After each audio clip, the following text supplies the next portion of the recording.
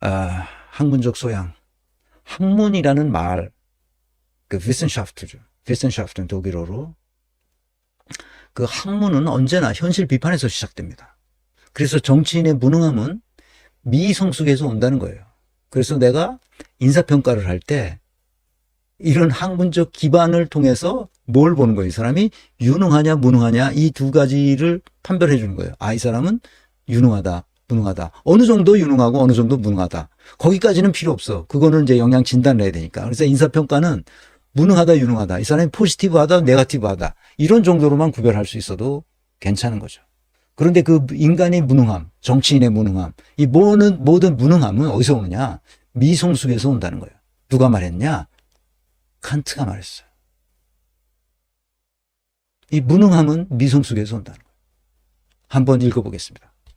이 순수이성 비판. 이 책. 내가 한때 이 인간의 존엄성에 대해서 이해를 해야 되겠다. 그렇지 않고는 인사조직론이 성립하는 수가 없겠구나. 이렇게 생각하고 이제 칸트 철학을 덤비기 시작했어요. 이거 쓴 사람도 있는데 뭐 읽어도 모르는 수가 있나. 그래서 처음에 이제 칸트 원전을 놓고 보기 시작했는데 이건 독일어가 아니야, 독일어가.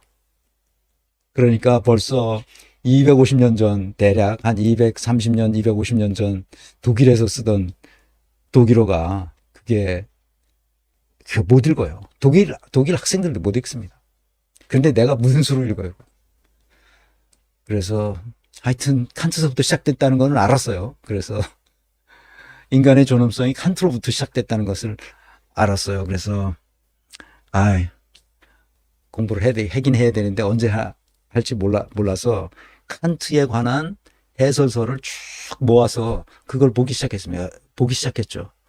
그런데도 그걸 잘 모르겠더라고. 그래서 지난번에 내가 강의 때 잠깐 얘기했던 것 같은데 버트란드 러셀의 서양 철학사를 쭉 읽어보니까 그제서야 칸트의 위상을 알겠어요. 칸트가 왜 그랬는지를 알겠더라고. 그래서 다시 보니까 그 해설서들이 딱 꿰어지는 거예요. 이런 얘기였구나 하는데 제가 몇 년 전에 지난번에 말씀드렸듯이 이 칸트 전공자이신 백종현 교수가 쓴 칸트 3대 비판서 특강. 그래서 이걸 책으로 인간이란 무엇인가 나왔는데 그 인간의 존엄성에 관한 이야기를 하려면 이 순수이성 비판이라는 이 책을 그 백종현 선생이 아주 깨알같이 주석을 달고 해설하고 독일어의 독일어 원문을 놓고 비교해가면서 볼 수 있게끔 해놨어요. 진짜 고마우신 분이죠. 백종현 교수 정말 내가 엎드려 절할 수도 있어요. 이분의 그 수고와 노고와 이 아주 철저함. 원문을 가지고 이렇게 번역해내서 한국 사람들이 읽을 수 있도록 만들어준 것에 대한 이 어마어마한 그 공헌, 헌신, 이것에 대해서 백종현 교수한테 정말 감사드리죠. 그래서 이 책을 보면 더 좋고, 이 책을 볼 수 있으면 더 좋고, 그래서 뒤에서 얘기하겠지만, 이 인간이란 무엇인가 하는 백종현 교수의 이 책도 뒤에서 소개합니다. 그러니까, 백종현 교수의 다른 해설서들이 많이 있어요. 칸트에 관한 해설서들이 있고, 순수이성 비판도 있고, 뭐, 다 있는데, 제가 읽은 것 중에서 백종현 교수의 칸트 해설서, 인간이란 무엇인가, 이 책이 가장 쉽고 가장 잘 쓰여져 있는 해설서입니다. 자기의 강의록을 정리한 거니까 쉬울 수밖에 없죠. 자, 읽어보겠습니다. 칸트가 뭐라고 했는지. 근데 이거 백종현 교수가 앞에서 한 말을 그대로 인용한 거예요. 순수이성 비판에 나온 말이 아니라 순수이성 비판을 번역한 것을 읽어도 무슨 말인지 헷갈립니다. 그래서 그 해설한 그 대목을 여러분들에게 앞쪽에 이제 해설한 게 있어요. 앞쪽에 뭐라고 해설했냐면, 왜냐면 이제, 해설을 해놔야, 그 다음에 해설을 읽고, 그 다음에 번역한 걸 읽어야 그나마 이해가 되기 때문에 순수이성 비판 해제에 나오는 글을 여러분들에게 소개합니다.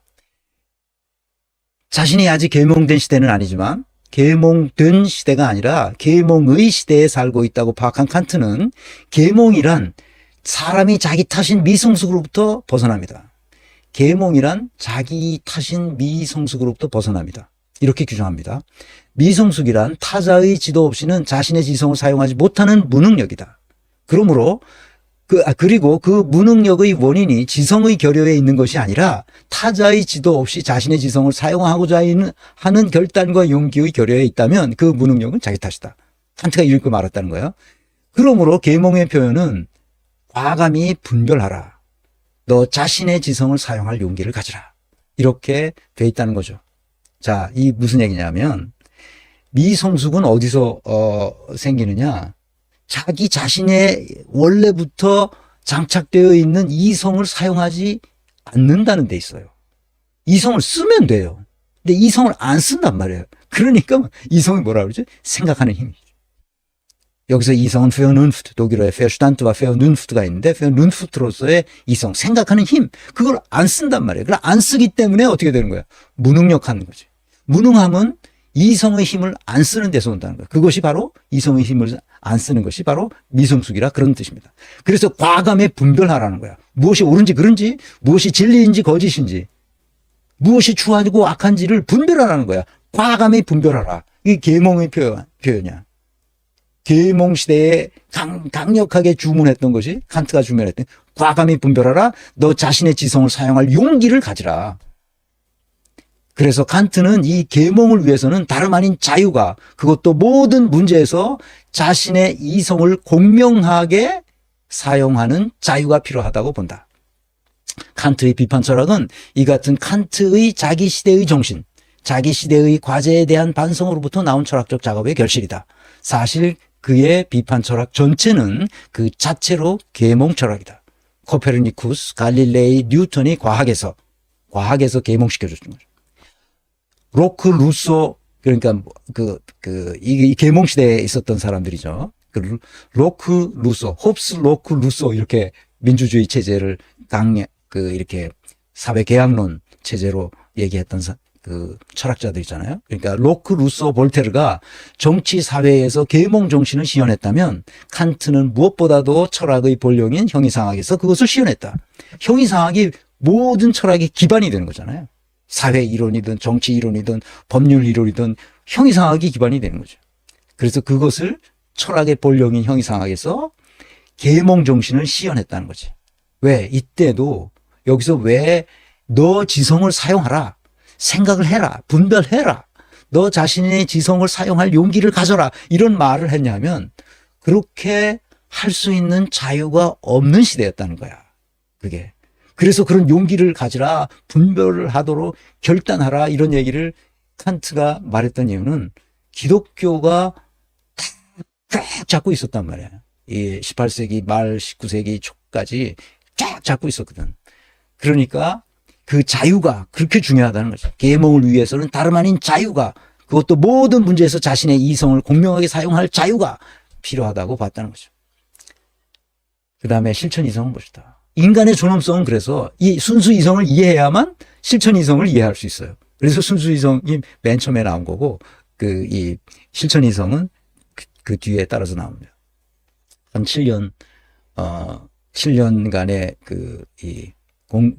기간을 두고, 실천 이성 비판, 순수 이성 비판이 1781년에 나오고, 그 다음에 실천 이성 비판이 1788년에 나옵니다. 약 7년간 갭이 있는 거죠. 그래서 그 사이에 인간이란 무엇인가, 뒤에서 설명하겠지만 인간이란 무엇인가를 아주 정확하게 표현해냅니다. 인간의 존엄성은 자율성에서 나오며 이것이 곧 도덕의 원천이라고 확실하게 얘기합니다. 인간의 존엄성은 어디서 온다고? 자율성. 이것이 도덕의 원천이다. 칸트에 의하면 실천이성 비판의 끝부분에, 이 양반이 실천이성 비판의 끝부분에 뭐라고, 또 사람들이 이거 아무리 들여다봐도 몇 번씩 읽어도 잘 이해가 안 되는 부분이 있단 말이야. 그러니까 이 양반이 뒤에다 다시 이 실천 이성 비판에 대한 해제를 써요. 이 양반이. 맺은 말 있고, 그 다음에 이제 자기가 쭉 자기가 생각하는 실천 이성 비판의 그 엑기스를 쭉 써놓습니다. 그러니까 이 번역한 그 18세기, 19세기에 나와 있던 독일어를 번역해 놓은 거를 보면 오늘날 독일 아이들도 독일 대학생들도 잘 못 읽습니다. 내 같은 사람이 어떻게 읽어? 그래서 이런 걸 읽고 그다음에 한국 이게 해설한 걸 놓고 이 백종원 교수가 진짜 좋은 것은 어디에서 제가 이걸 인용해가지고 이렇게 쓴다는 걸 알아요. 그래서 거기 원문을 다시 찾아가서 보는 거죠. 그렇게 공부를 제가 칸트에 관해서 적어도 이 삼비판서에 대해서는 그렇게 공부를 하면서 혼자 했죠. 누가 뭐 가르쳐 주는 사람도 없으니까. 자, 이제 실천 이성 비판을 봅시다. 실천 이성 비판은 도덕 법칙에 관한 문제예요. 칸트에 의하면 도덕 법칙은 신에 의해 계시된 타율이 아니라 자율이다. 도덕은 순수 실천 이성의 힘에 의해 그 자신만으로도 충분하며 도덕을 위해서는 결코 어떠한 종교도 필요로 하지 않는다. 도덕의 법칙은 인간이 자신에게 부과하고 인간이 인간이기 위해 그것에 스스로 복종해야만 하는 법칙이다. 인간이 악으로 나갈 수 있는 자연적 경향성을 제압하고, 나이궁이라고 그래요. 나이궁. 이렇게 미끄러져 나가는 거예요. 그 악으로 미끄러져 나가는 것을 제압하고, 스스로를 도덕 법칙들 아래에 세워야 하는 것은 그렇게 함으로써만 인격적 존재자가 될 수 있기 때문이다.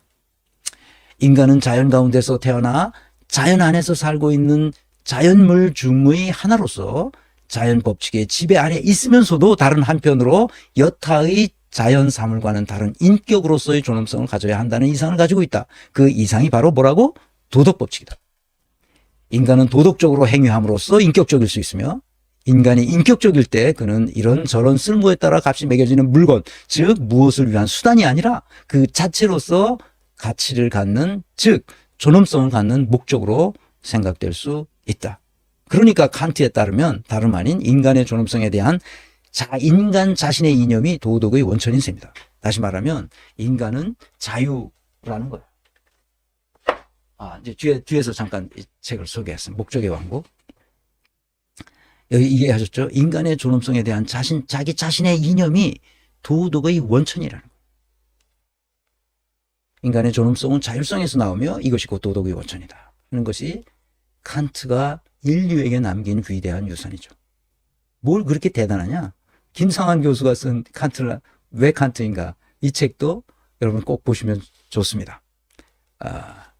그리고 김상환 교수 책과 이 인간이란 무엇인가의 백종원 교수가 쓴 이 두 권의 해설서는 정말 꼭 오늘날 우리가 봤으면 좋겠습니다.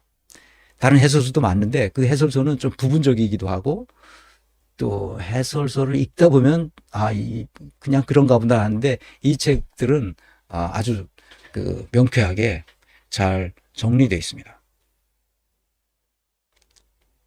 제가 손주에게 들려주고 싶은 이야기에서의 인간에 대해서 얘기할 때 이 책을 참고로 강의한 적이 있습니다. 63강에서 했죠. 그리고 이 책 목적의 왕국이라는 이 책이 있습니다.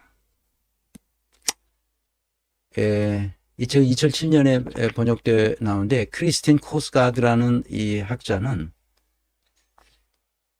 일리노이 대학에서 철학을 공부하고 하버드 대에서 존 롤스 교수, 20세기의 가장 위대한 철학자가 하버드의 존 롤스 교수라고 내가 소개한 적이 있는데 이 강의 중에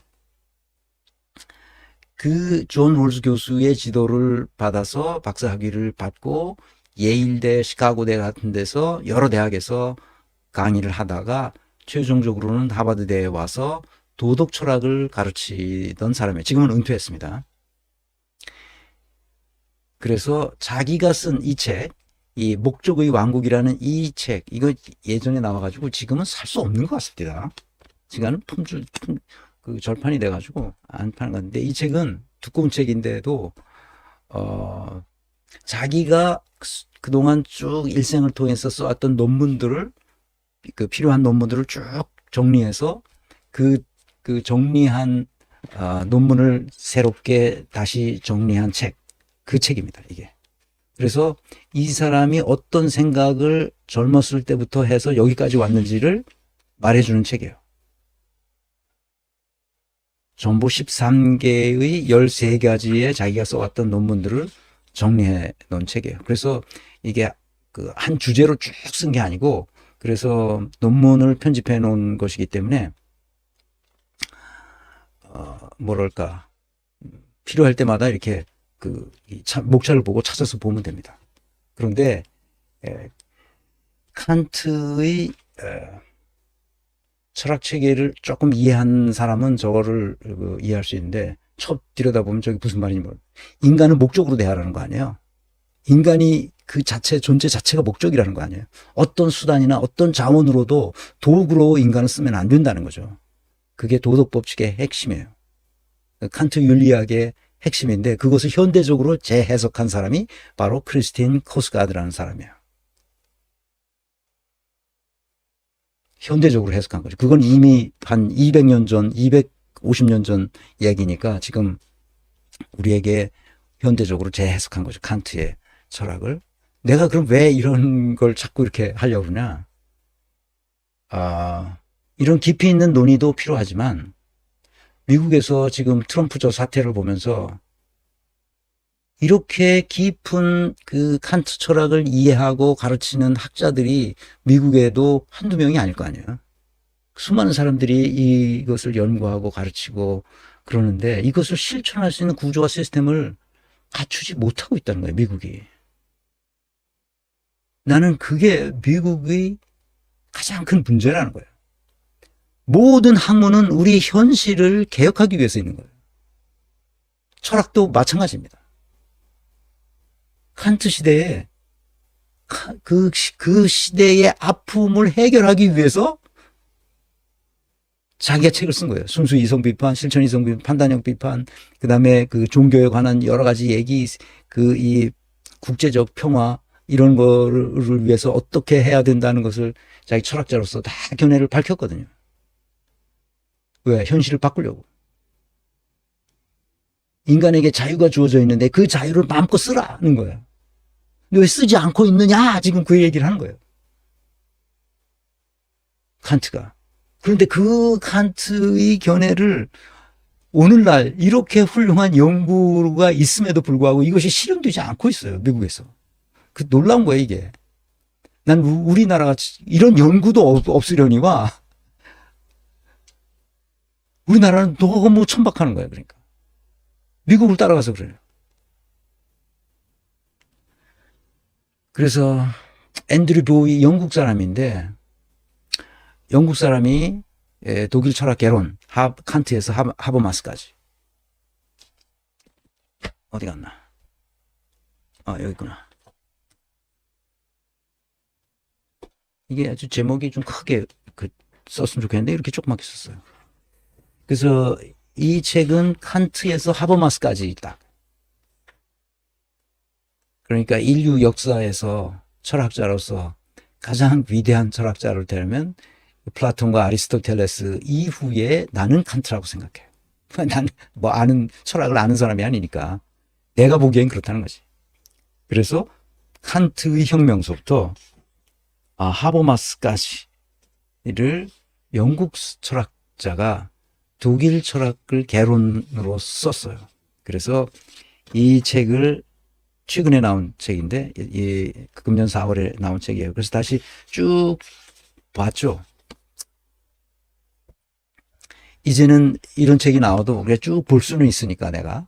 그래서 내가 왜 이렇게 칸트 이후의 인간관에 관심을 갖느냐. 이것은 내가 세계에 대한 관점, 세계를 이해하는, 이 세상이 어떻게 움직이는가에 대한 근본 바탕을 이해하기 위해서, 그 변화가 어떻게 되는지, 그리고 그 이후에 다른 나라 사람들이, 특히 이게 영국 사람인데, 영국 사람이 독일 대륙 철학을 가르치면서 독일 철학에 대해서 어떻게 생각하는지를 알기 위해서 쭉 훑어본 거죠.